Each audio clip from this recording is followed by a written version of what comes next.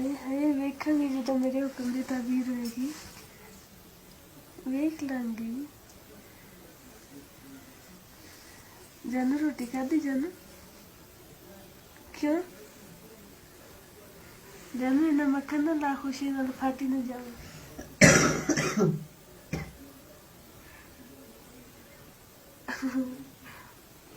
बंद करेंगे कौन है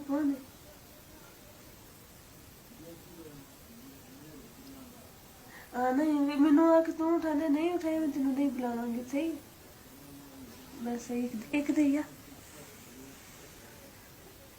आए सदके जाओ बस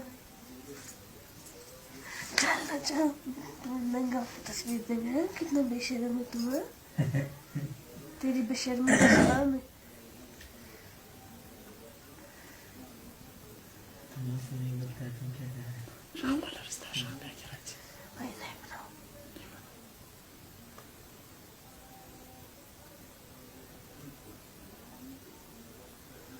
वो गपशप लगाता है